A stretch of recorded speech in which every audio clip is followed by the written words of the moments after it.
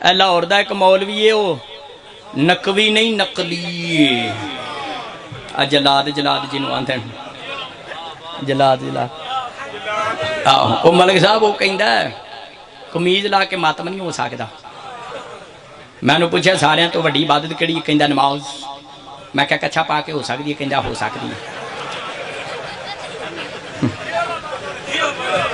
वो शरह च शर्म नहीं, शर्म मैं करता ही नहीं। मर्द का जिहड़ा पर्दा नाफ तो गोडे तक है, मर्द का जिहड़ा पर्दा ना वाजिबी पर्दा वो नाफ तो गोडे तक।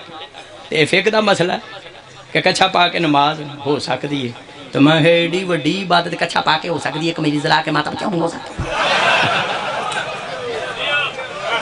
माफ करना, शरह च शर्म नहीं तो शर्म मैं करता नहीं। पड़थाले वाले वो जलाद नकली जड़ा वो मोमन छड़ के मुसलमान भी नहीं, वो इसराइल का एजेंट है। तवज्जो है, वो जलाद नकली कहता है केड़ी इबादत है, केड़ी इबादत है जिहड़ी कुर्ता ला के होंदी है शरीयत जी, केड़ी इबादत है, केड़ी इबादत। शरह च शर्म नहीं, मैं शर्म करता नहीं। मैं क्या मौली साहब निकाह होया गुसल छापर चाड़ के करना? वो सारे बेगुसले ते कोई भी नहीं ना बैठा, सारे गुसल वाले बैठे। मैं क्या गुसल कर लग्या मोमी कागज बन रही ना। मैं क्या अगली गल कर जलाद नकली जो हज से जाना तो हज 3 पीस करना।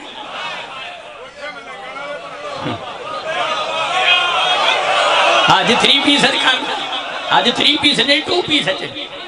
भाई इलमदार बड़ा मजा आता है। पाकिस्तान के मौलवी नमाज चली वलीला पढ़ने वाले जंजीर जाना भौंक भौंक के भौंक भौंक के भौंक भौंक के जो मौलवी हज से जाता अल्लाह कहता बिस्मिल्ला आ जाते जिन्हों मैं वापस पाकिस्तान टींडा बना के ना घलिया मैं राफी ना हो इन मलंग की शक्ल बना के वापस चोरा। मालिक कबूल फरमाए। तवज्जो है,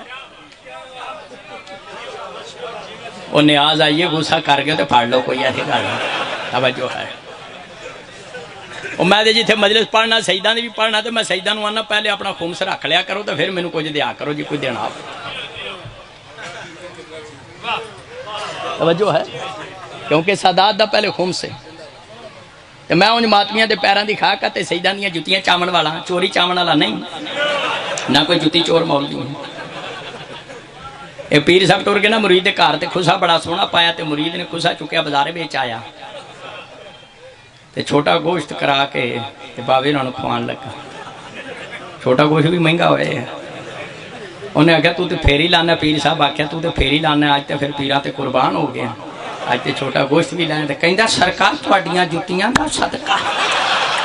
तवज्जो है, ये लतीफ